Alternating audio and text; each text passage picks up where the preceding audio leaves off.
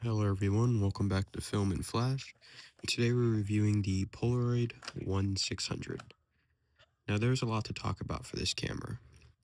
First we're going to go over some little information about it.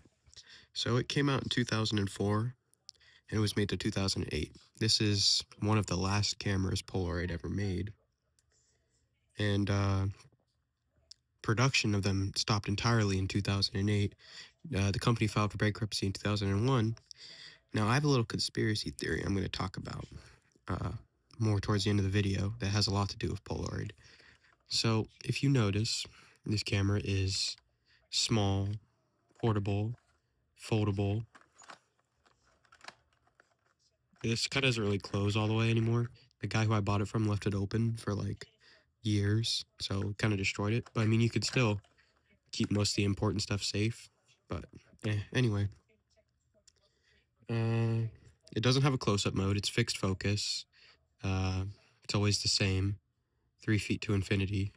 So no close-up mode with this like you do have on some of the Polaroid 600 close-up modes. This is a 600 film camera, if you haven't noticed from the One600, and the title's always going to say 600, but we haven't got to that yet. Viewfinder right here, obviously it's at least it's flush with the lens, essentially. So it's not going to be horribly inaccurate. I've seen way worse. So you're going to look through here and you're going to basically see out of this, which will help you frame your shot pretty good. To load your film, you will press down this little button right here. And then your film goes in with these little battery terminals facing down and the pull tab facing towards you. So you stick it in, flip it up, and then yeah, it's gonna expel the little cover cartridge. Then you're ready to go. And so this little black thing's gonna come out to cover it. It helps keep the film from being exposed to light. Anyway, to fold this camera, you will press this button in, hold it, and then voila. And if the camera's good, it'll look like this. Everything's fully closed, but mine sticks up a little bit. Then to open it, you simply press the button, let go, and then it's open. You can also fold this, which is kind of neat. This button obviously fires the camera. This is your film counter, shows you how many shots you have left. Here's a little thing for like a lanyard, so if you want to have it attached to you. If you may have noticed, this is probably one of the simplest cameras Polaroid ever made. If not the simplest, to be 100% honest with you. There's like no control over anything. It is essentially point and shoot at its core. I'm also a little sick, so I don't sound that good. There is simply nothing else you can do but take a photo. Can't toggle anything at all. Now, hear me out. I kind of like this camera for a few reasons. So in order to talk about some of the stuff I like about this camera, we have to bring in a little comparison. This is the Polaroid 600 Business Edition 2. Now this camera came out a little bit before this camera, if I'm not mistaken, like barely, or they came out around the same time. Now this is kind of apples to oranges, slightly, but they're both kind of point and shoot cameras. Now there's some pros and cons between the two, but the one thing I want you to notice is, you see the size comparison between the two? This camera is significantly bigger, and this camera also feels, I wouldn't say it's actually not ergonomic at all. Maybe for holding it like this, but I feel like holding it up to your eye, yeah, it's not very ergonomic at all, but it works. This camera, on the other hand, it like has this little thing for your thumb here, is more ergonomic. So that's one of the complaints, ergonomics. However, this is significantly more compact and sleek than this one. But if you notice, this one has more features. Like you can actually adjust the focus, and you have exposure compensation right here. And the flash can also be controlled manually. So you do get more features with the bigger one. Here's something that I really love about this camera. I kind of wish they could have built for this. Honestly, the best version would be these features in this, but they didn't do that. Well, they kind of have the Spectra, which is, honestly, you could argue it's kind of like that which is a pretty good camera.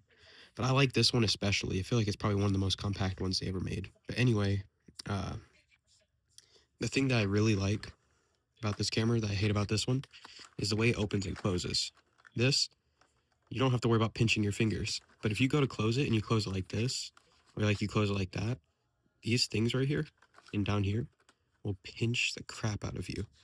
And it's happened to me a ton. So the best way to close these I found is hold on, just smack it down. It's not going to break anything, don't worry. Uh, they're relatively durable. This one's in great condition too, so I wouldn't do anything that could jeopardize it. Anyway, this isn't a review about this camera. It's just a comparison to show you. Like, look, when they're closed and you put them next to each other, you can still see, like, this one's, like, way more smaller. Obviously, the bigger size comes with some advantages. But as far as portability, I mean, I think this is probably one of the best point-and-shoot cameras you can get. It's lightweight. It actually fits in my jacket pocket. It's small. I mean, it's incredibly simple. Anybody could use it. You just aim and shoot. Easy to load film. Film's still readily available. But here's my conspiracy theory about Polaroid. Now, you may notice this isn't a long video. It doesn't have to be. There's not much to talk about. I mean, it's just a review and an overview telling you a little bit about it. But there's not much you can say about this. Anyway, if you notice, ever since the SX70 came out, which was 1972, believe, you've noticed as Polaroids have kind of progressively gotten worse over the years. Now, if you notice with Polaroid's older models, like the Polaroid land cameras, they seem to be built kind of cheap, but for their time, they were pretty advanced. If you notice, as you get around the 80s and 90s, you'll notice, well, I'd say more 90s, like late 80s to 90s, the quality of the cameras gets significantly worse. Now, you may be wondering, why is that? Well, around that time, digital cameras were starting to become the next big thing. They were major, they were huge. And by Polaroid doing this, their cameras were getting worse. There's a reason they were getting worse. And I imagine you might be able to guess. You see, when digital cameras were becoming huge, these things were seen as relics. Film was expensive. You know, you could argue that digital cameras are probably a little bit better as far as quality goes. I mean, you had way more customization with those. There's just so much more freedom with digital cameras, and they were so much more compact than this. I mean, you could just stick it in your pocket. This you have to carry around, unless you have a huge jacket pocket like I do. But the reason they started to get worse is because Polaroid was losing a ton of money. As a matter of fact, like I said earlier, 2001 they filed for bankruptcy. And I think it was I think it was in September too, not that long after 9/11. So Polaroid was essentially dying. Like they could not afford to put as much money into their cameras as they used to because they weren't even making enough money. So they started to focus on simple, reliable, cheap stuff to produce. This is all plastic. I mean, it's nothing on this is metal, like except for the button. Like seriously, I don't even think this is metal. It's all plastic, and this is all plastic too. I think there's even more plastic in this than there is in this. But my point being, they didn't have much money. They were going bankrupt. They were trying to survive. They were trying to make enough money to stay afloat. And it actually worked for a while. They made it all the way up into 2008, like 7 years after they filed for bankruptcy. But Polaroid, like, that's my theory as to why their cameras are like this. Like, I think the whole reason we have point and shoot cameras is because Polaroid was starting to run out of money and they wanted to come up with a great idea to maximize profit. Like, their research and development department probably used to get a ton of money. Like, I'm talking SX70s, the Goose, all the major Polaroids you can think of. Not so much the land cameras, I feel like they're simpler, but they definitely put more money into them back then. So you notice that's like that's basically a Polaroid conspiracy theory for you. I mean, it's not like it's not like incredibly crazy, but like it explains why their cameras are the way they are. That being said, I think this is actually a pretty great camera. I mean, it's not like you're not much creative freedom, but I mean, if you want to take pictures portably and it's light, it's great for that. But I mean, if you want more customization, I'd go with something like this, obviously.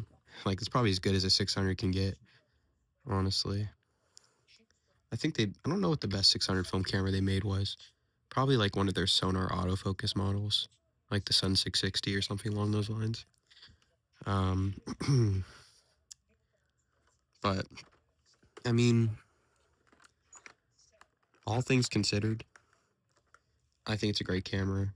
Polaroid made it cheaply, but it was still reliable. I mean, all these years later, it's not destroyed. You can still use it. Like, I have this camera I gave my dad, had to be at least 40 years old, 30 years old. Put a film pack in it, fired right up and took photos. Pretty good ones too. Clean your rollers before you shoot on these, especially if it's old, because it'll mess up your images. They need to be clean. You can Google how to do that. But that's pretty much it for this video, to be 100% honest with you. I'm looking at my notes here, and like, I don't see anything I missed. My handwriting's atrocious.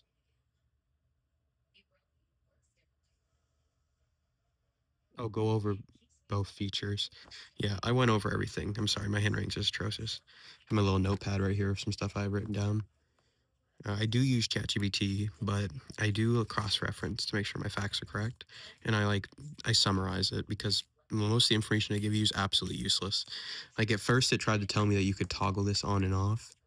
Not true. The flash is always on.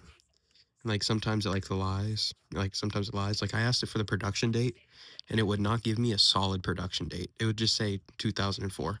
I want to know exactly when it was made to exactly when it stopped. But there's no point rambling about that. That has nothing to do with cameras. But I try to give you guys the best information I can. And thank you guys for watching. Please like and subscribe. Oh, would I recommend this camera? Honestly, you want something that's point and shoot, lightweight, portable, reliable. Yeah. But if you're like somebody who's more artistic, I wouldn't go with it. It's not going to give you much freedom. It's very restricted.